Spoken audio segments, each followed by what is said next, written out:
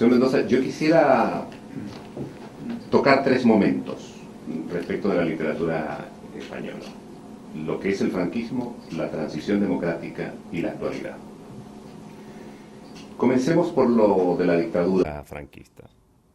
Mire, yo vengo de Chile. En mi país, cuando estaba la dictadura militar de Pinochet, mis amigos acostumbraban a hacer una broma y decían que el bestseller del momento en ese instante era el manual del tornero mecánico. ¿Sucedía algo parecido en España? Sucedieron muchas cosas, porque una de las características de la dictadura franquista es que duró muchísimos años. Tantos años que yo nací en la dictadura franquista y no me morí en la dictadura franquista de milagro, porque ya cuando acabó yo era un hombre ya hecho y derecho. Es decir, que me había pasado toda la vida metido en eso. Yo creo que prácticamente dos generaciones, literariamente hablando, estuvieron dentro de la dictadura franquista. A diferencia de otras dictaduras que duraron, fueron intensas, pero duraron periodos relativamente cortos, que se resolvieron con un exilio y vuelta. La dictadura franquista, bueno, fue una forma de estar. Y por lo tanto, pues yo creo que casi no se puede ni hablar de la literatura en la dictadura franquista. Habría que hacer un curso sobre lo que fue aquello. Los principios, la media parte y el final. Estuvo marcada en su primera parte yo creo que por la guerra y por el exilio. El exilio borró toda una generación de escritores, la generación del 27, la figura más conocida es García Lorca, que se borró incluso físicamente. Los demás fueron todos al exilio. También algunas literaturas periféricas, toda la literatura catalana, la literatura vasca, la literatura gallega, todas esas fueron al exilio. Desde allí siguieron escribiendo, pero claro, ya desconectados de la realidad, y entonces se formó una literatura casi de cero, una literatura imitativa que intentaba reconstruir lo que había sido la tradición literaria. Esa literatura llegó a consolidarse porque la capacidad de supervivencia de los escritores es muy grande y llegó a ser una generación importante, aunque lastrada por esta especie de orfandad y por la censura. Y luego ya hay una tercera generación, que es la que surge ya en las postrimerías del franquismo, con un cierto margen de libertad, ya con más conocimientos, ya influenciada por otros, y sobre todo determinada por la aparición de la literatura latinoamericana, de la cual vamos a hablar enseguida. Pero, por ejemplo, el cine durante el franquismo se dedicó fundamentalmente, mayoritariamente, al buen humor, a la comedia, para evitar de una u otra manera el tema político. ¿Hacía eso mismo mayoritariamente la literatura? Yo creo que hacía lo contrario, justamente. Al ser una literatura dolorosa por sus orígenes y por las dificultades, era una literatura tremendamente seria, una literatura ensimismada, que había además asumido una gran responsabilidad política y social, con lo cual era una literatura pesadísima, digámoslo así, con enormes méritos, pero que provocaba muy pocas alegrías. Era una literatura minoritaria, experimental, a veces de contenido social. Eran las dos vertientes, o la de contenido social o la experimental, muy influenciada por la literatura francesa del momento, Derrida. Con lo cual, pues claro, no se producían bestsellers todos los años. Yo diría que no se producían bestsellers nunca.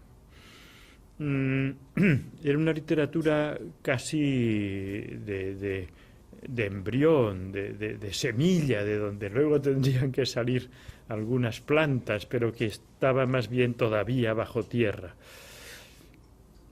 Muchos escritores, y fundamentalmente latinoamericanos, tienen un convencimiento que a otros le parece equivocado, y por eso le quisiera preguntar qué piensa usted de esto. Esto cuando aseguran, mire, la adversidad es el mejor acicate para escribir. No se escriben buenas novelas cuando hay alegría, cuando hay felicidad. Las mejores novelas siempre se van a escribir cuando hay críticas, cuando hay peligro. ¿Hay algo de cierto en eso? No sé, yo no sé si se puede generalizar. Yo creo que una larga y profunda penuria esteriliza todo lo que toca. Un poco de agitación, aunque sea muy dolorosa, nunca compensa, pero puede producir, claro, grandes... es revulsiva. Yo creo que una dosis saludable de ambas cosas es lo que conviene a la salud del cuerpo y del alma. Sí, claro, ¿qué habría sucedido con la literatura latinoamericana si no se hubiera visto sacudida por tantos terremotos como la estuvieron llevando de un sitio para otro? Pues no lo sabemos, solo sabemos lo que hay. Para la literatura en lengua española en general, pues las convulsiones han sido muy beneficiosas, porque cuando no estaban yendo los españoles para allá, estaban viniendo los americanos para aquí. Y de esta forma pues ha habido una corriente de comunicación que nos ha mantenido a todos muy unidos y ha mantenido la lengua también muy unida. El inglés, por ejemplo, que no ha tenido estos avatares, se ha separado mucho más, mientras que el español, pues claro, había momentos en que ya la circulación casi era una corriente de aire, porque entre los cubanos, los chilenos, los argentinos, los que iban a México, los que venían de no sé qué, las sucesivas catástrofes económicas, todo eso ha creado una especie de equipo internacional que yo creo que ha sido muy beneficioso, ¿no? Ahora, usted sabe que nos hemos vuelto muy conmemorativos en el mundo, ¿verdad? Conmemoramos muchas cosas y este año se están conmemorando en todas partes los 40 años de lo que se llamó el Mayo del 68, las revueltas del 68. ¿Influyeron de alguna forma estos acontecimientos que pusieron en cuestión el poder y las ideologías en la literatura española?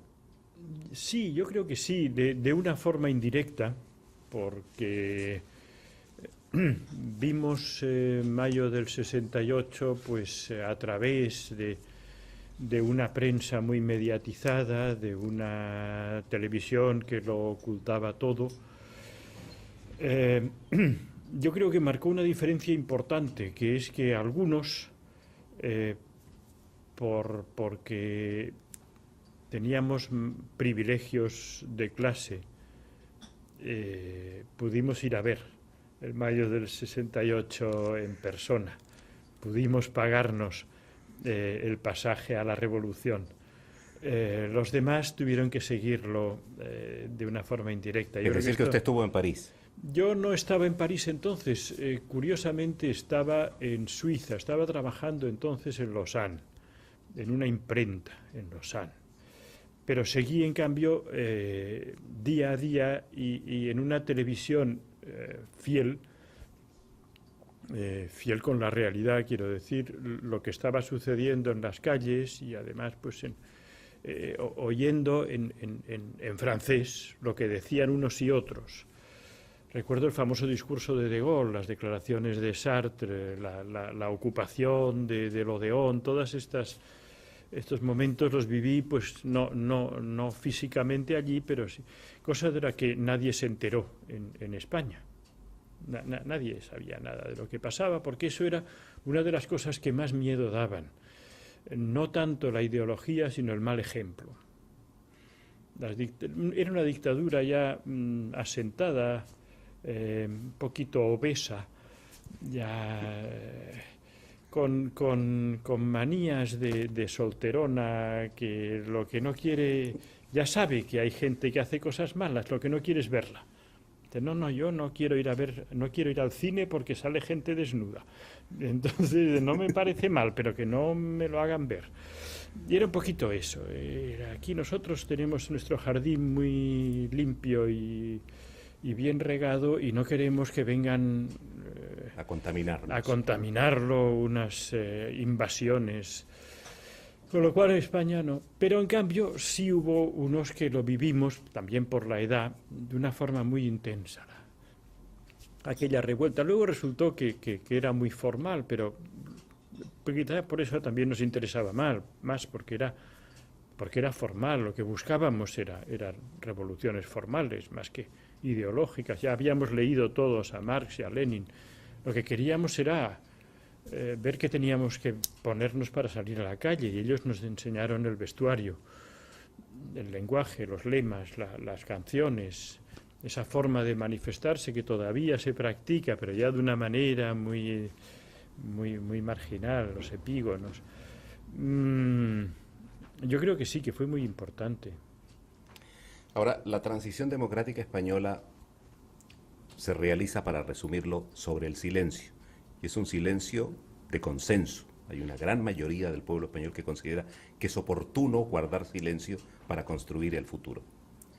¿Influye este hecho de alguna manera significativa en la decisión, vamos a llamarla así, la decisión que toman los escritores de no tocar el pasado reciente, de no hablar de la historia y del dolor de las heridas?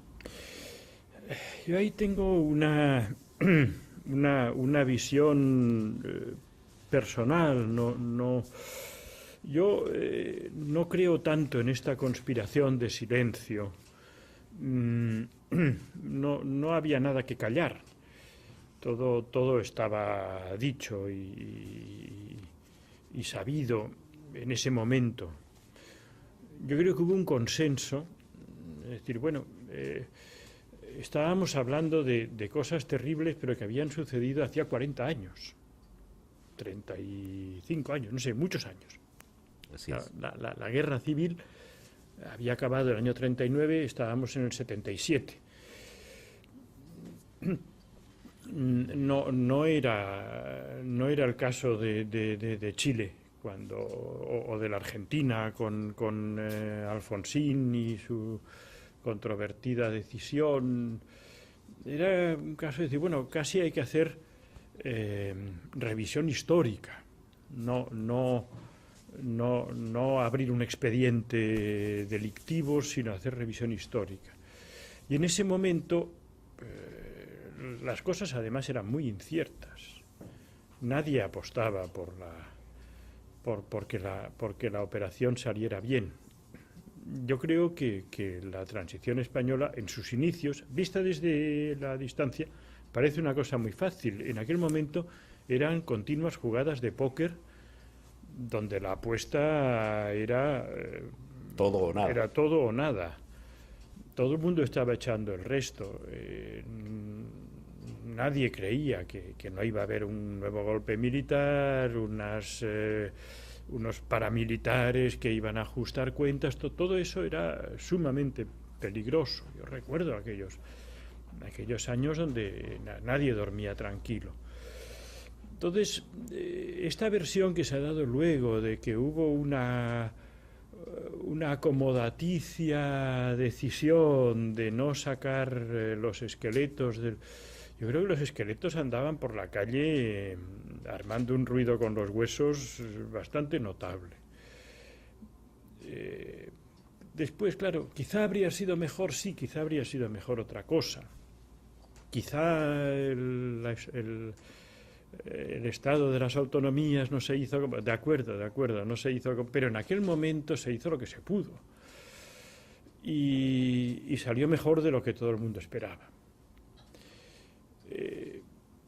Otra cosa es los escritores de la transición. Precisamente, bueno, de lo que hablaré luego es de esto, de lo que todo el mundo creía que había que hacer y de lo que en realidad se hizo y por qué se hizo. Y yo creo que ahora ya, con los años transcurridos, se puede empezar a hablar sin excusa ni vergüenza, ¿no? ¿Qué pasó entonces? ¿Por qué cuando parecía que iba a salir algo muy serio salió algo muy tonto?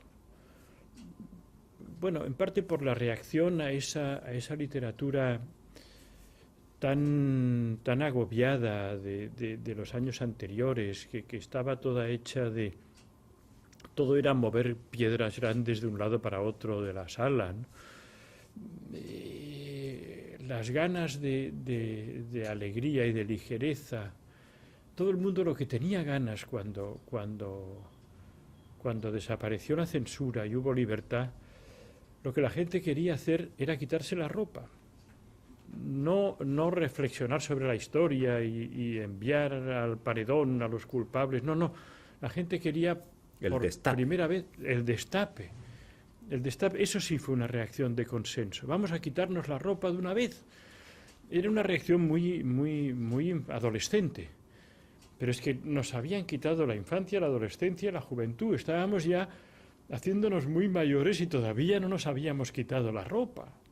Había que airear la vida. Había que airearse de una vez por todas. Yo recuerdo mi primer contacto. Yo vivía entonces fuera de España. Y mi primer contacto, llegué a Barcelona y pensé, ahora veré la revolución en marcha. Y lo que vi era una gente que cantaba y bailaba hasta altas horas de la noche en las plazas con unas orquestas improvisadas o no improvisadas, salsa, y se quitaban los pantalones y los echaban al aire y las chicas se quitaban la blusa y pensaba, esto es aquellas libertades con las que soñábamos. Pues sí, exactamente era eso.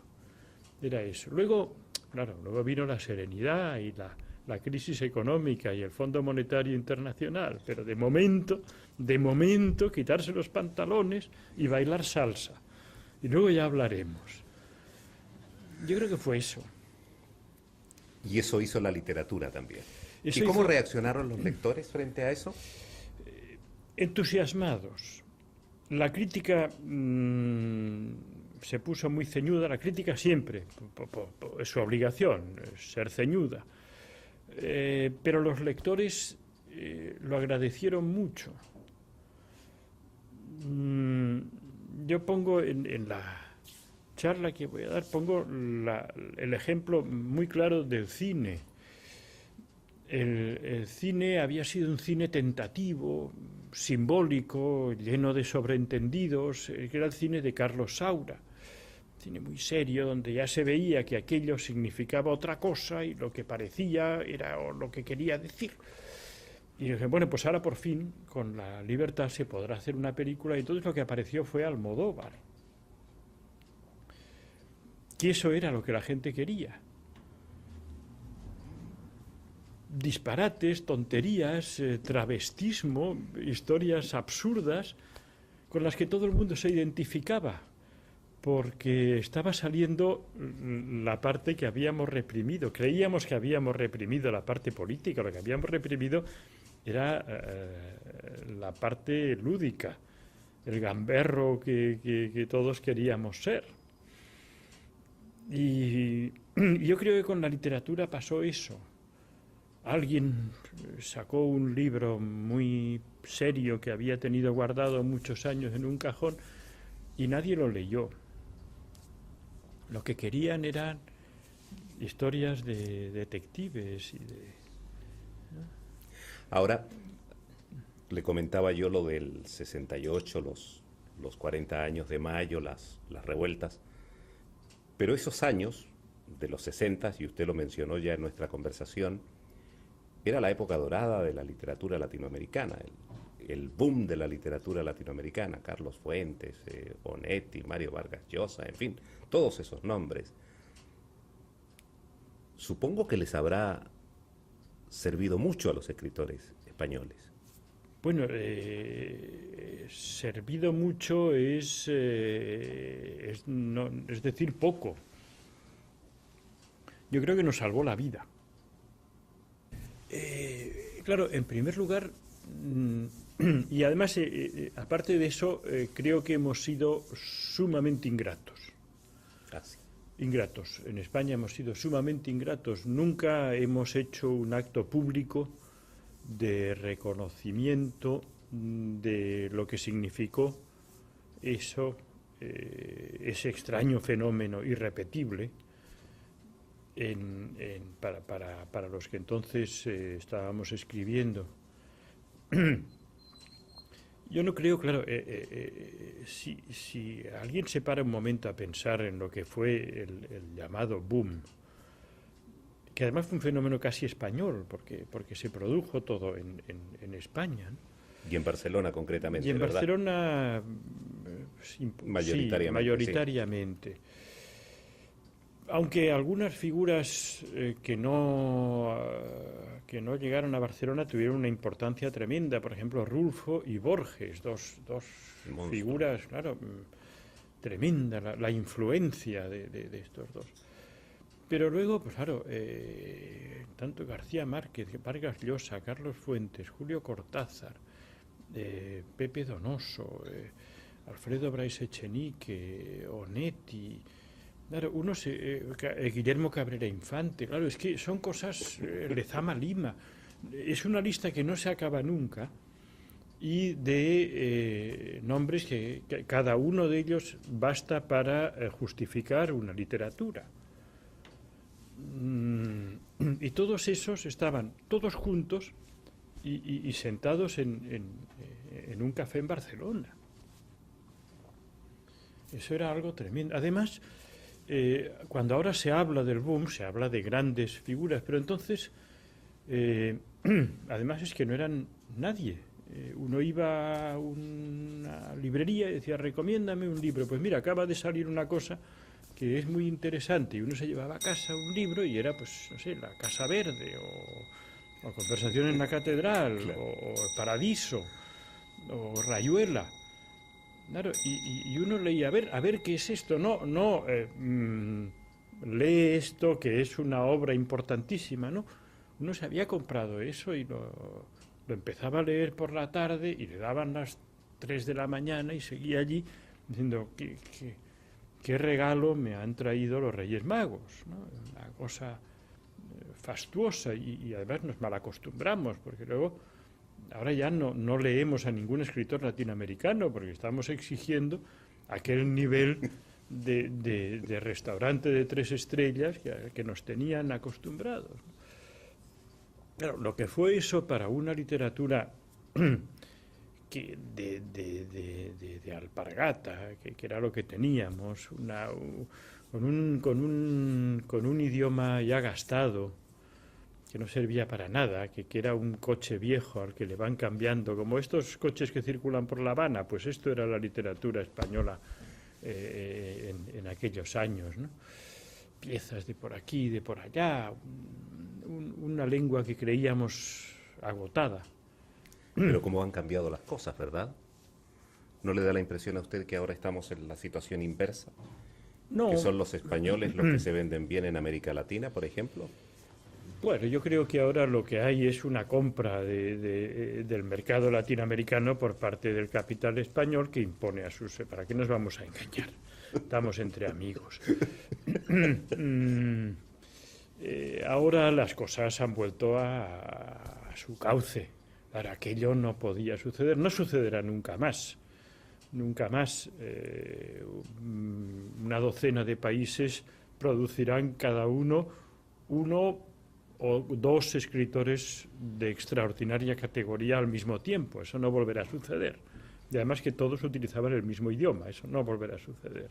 Irán apareciendo Bolaño, estos fenómenos, lo normal, igual que aparecerá un escritor belga y un italiano y dos rusos, pero aquello no se volverá a producir nunca más. Es que yo no creo que se haya producido nunca en la historia de la humanidad. ¿En qué momento pueden aparecer? Antes hemos citado así, por lo menos 12, 15 escritores, cada uno de los cuales merece una biblioteca para él solo, ¿no? Nunca más. Unas pocas palabras sobre la literatura de hoy en España. ¿Por qué se vuelve hoy día? ¿Qué sucede? ¿Qué pasa para que comiencen a aparecer no uno, no dos, 10, 20, 30, 40, 50 libros sobre la Guerra Civil Española? Cambio generacional. Yo creo que hay un cambio generacional. Pues los que damos o hemos dado clases en la universidad o tenemos contacto con el mundo universitario, pues ahora vamos constatando que hay unas generaciones universitarias cultas, bueno, oficialmente cultas, instruidas, las encargadas de expresar el pensamiento, que no tienen memoria no del franquismo ni de la guerra civil, sino de la transición. Estos están ahora preguntándose qué pasó, triunfan, por ejemplo, en la televisión en estos momentos dos espantosas series de estas después de la comida, ¿no? Sí. Es que la gente ve despierta y durmiendo, pero como siempre pasa lo mismo, no se da cuenta de si se ha dormido o de si está viendo el episodio de hoy, el de ayer o el de mañana. Y las dos son sobre la guerra civil, la posguerra. Ahora hay una gran curiosidad, pero ya es una curiosidad un poco histórica. Claro, desde ese momento no ha sucedido nada épico y por lo tanto, pues la literatura eso lo extraña. Pero la literatura se nutre de la épica. Y si no ha habido guerras, si no ha habido, pues hay que irlas a buscar a donde estén. Entonces, pues la gente se inventa una guerra civil. Yo creo, las nuevas generaciones que no han vivido, que conocen de lecturas y aquello pues les da. Y bueno, pues la novela histórica, pero yo creo que eso es un fenómeno distinto. Y también claro, pues no quiero decir que sea una actitud frívola, ni muchísimo menos. Hay una legítima y sana curiosidad e interés por la historia inmediata, por el origen del presente, ¿no?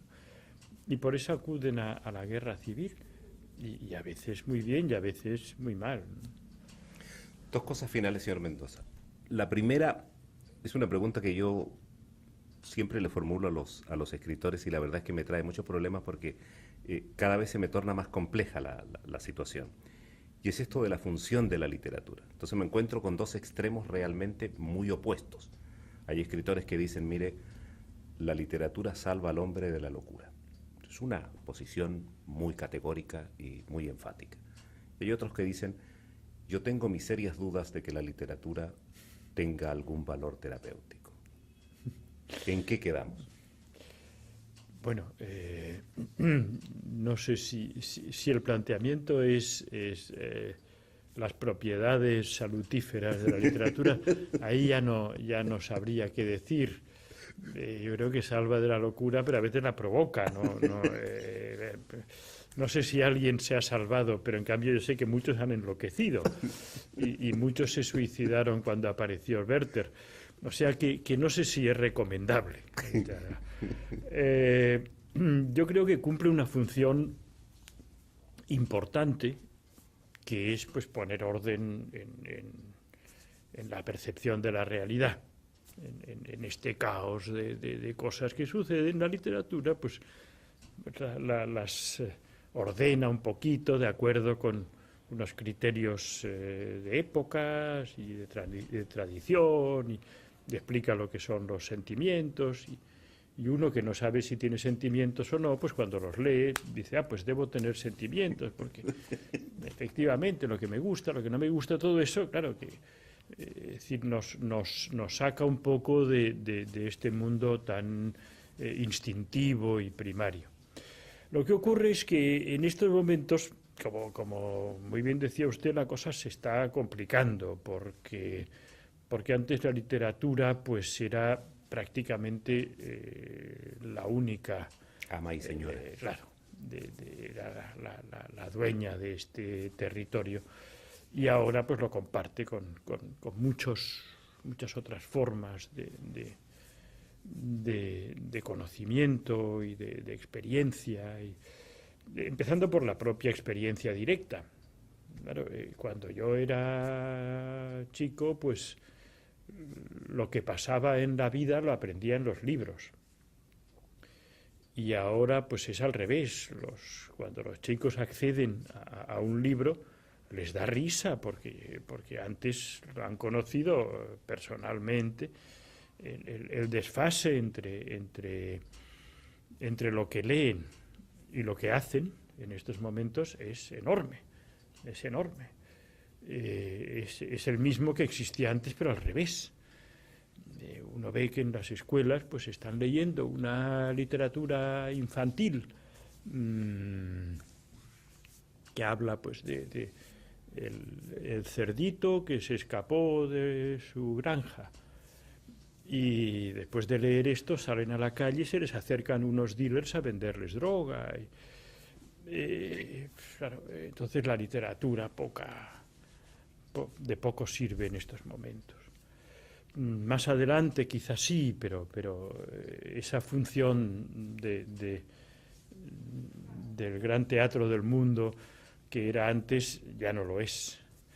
Y muchas más cosas. La gente viaja, la gente pues claro tiene a su alcance una información de primera mano, inmediata, vive la realidad que antes solo te podía conocer, claro, las elecciones en Estados Unidos. Estamos como si estuviéramos viviendo en casa de Obama.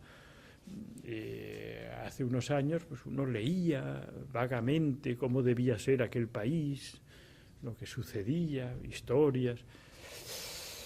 Bueno, pues eso es. Y entonces la posible función terapéutica o nociva, no sé, de la literatura, pues ha quedado muy en segundo lugar. Y la última pregunta es inevitable, y es la única que no tiene que ver con literatura, o tal vez sí. ¿Fútbol? No, bueno, fútbol no.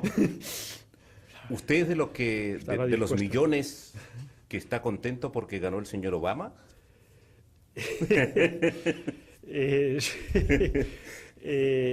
Estoy muy contento, y también muy irritado. Hoy venía leyendo en el avión la prensa española y me iba enfureciendo a medida que iba leyendo, porque leyendo la prensa española, páginas y páginas y artículos y editoriales, uno tiene la sensación de que ha ganado un negro, de que lo único que ha pasado en Estados Unidos es que ha ganado las elecciones un negro. Y digo, pero esto es una tontería. Ha ganado un señor que tiene un programa y una política y representa un partido y además es negro, que es muy importante, pero no es lo único que tiene. Se da la impresión de que lo han elegido porque es negro. Cualquier negro habría podido ganar las elecciones, simplemente porque ahora tenían ganas de tener un negro, pero es una tontería. Y leyendo la prensa un poco europea, este aspecto que es importante, que es un suplemento a la cuestión, parece que es lo único que realmente Estados Unidos ha cambiado. Yo creo que ha sido una buena elección y un hombre que parece que, en primer lugar, que es un cambio con respecto a a los republicanos, que llevaban mucho tiempo gobernando y que no, yo creo que habían hecho cosas, en fin, con las que estoy totalmente en desacuerdo. Y este hombre pues es una alternativa, ya veremos hasta qué punto puede ser un cambio radical, pero un cambio sí va a ser, es un cambio también interno importante. Pero me preocupa que esta cosa aparatosa y formal, la escenografía, se lleve un poco la reflexión de lo que ha pasado y de lo que puede pasar, ¿no? Pero bueno, estoy muy contento. Muchísimas gracias. Gracias a usted.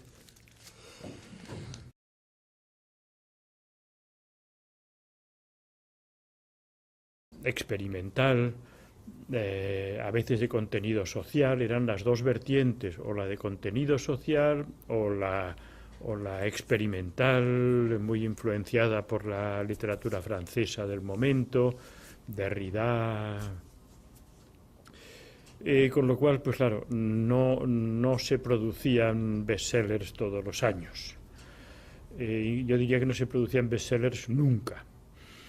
Era una literatura casi de embrión, de semilla, de donde luego tendrían que salir algunas plantas, pero que estaba más bien todavía bajo tierra. Muchos escritores, y fundamentalmente latinoamericanos, tienen un convencimiento que a otros le parece equivocado, y por eso le quisiera preguntar qué piensa usted de esto. Esto cuando aseguran, mire, la adversidad es el mejor acicate para escribir. No se escriben buenas novelas cuando hay alegría, cuando hay felicidad. Exilio, también algunas literaturas periféricas, toda la literatura catalana, la literatura vasca, la literatura gallega, todas esas fueron al exilio. Desde allí siguieron escribiendo, pero claro, ya desconectados de la realidad, y entonces se formó una literatura casi de cero, una literatura imitativa que intentaba reconstruir lo que había sido la tradición literaria. Esa literatura llegó a consolidarse porque la capacidad de supervivencia de los escritores es muy grande y llegó a ser una generación importante, aunque lastrada por esta especie de orfandad y por la censura. Y luego ya hay una tercera generación que es la que surge ya en las postrimerías del franquismo, con un cierto margen de libertad, ya con más conocimientos, ya influenciada por otros, y sobre todo determinada por la aparición de la literatura latinoamericana, de la cual vamos a hablar enseguida. Pero, por ejemplo, el cine durante el franquismo se dedicó fundamentalmente, mayoritariamente, al buen humor, a la comedia, para evitar de una u otra manera el tema político.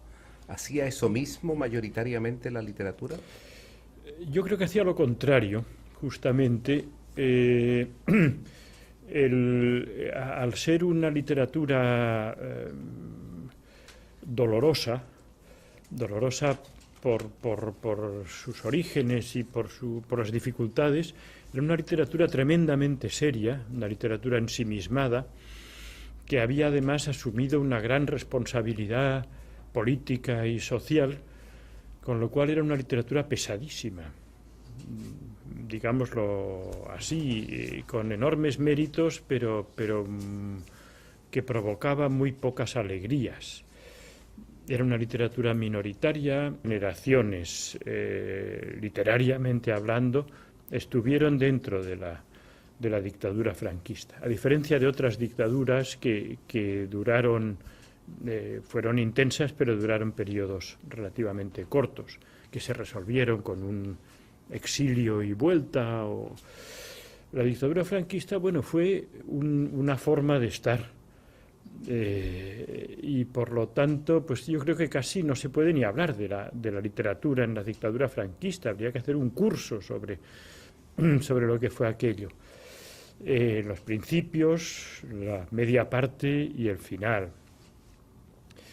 Estuvo marcada en su primera parte yo creo que por la guerra y por el exilio.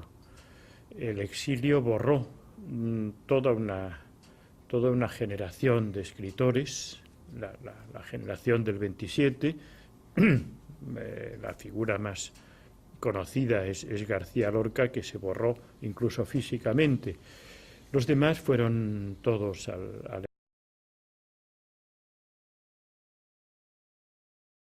Señor Mendoza, yo quisiera tocar tres momentos respecto de la literatura española: lo que es el franquismo, la transición democrática y la actualidad. Comencemos por lo de la dictadura franquista. Mire, yo vengo de Chile. En mi país, cuando estaba la dictadura militar de Pinochet, mis amigos acostumbraban a hacer una broma y decían que el bestseller del momento en ese instante era el manual del tornero mecánico. ¿Sucedía algo parecido en España? Sucedieron muchas cosas, porque una de las características de la dictadura franquista es que duró muchísimos años. Tantos años que yo nací en la dictadura franquista y no me morí en la dictadura franquista de milagro, porque ya cuando acabó yo era un hombre ya hecho y derecho. Es decir, que me había pasado toda la vida metido en eso. Yo creo que prácticamente dos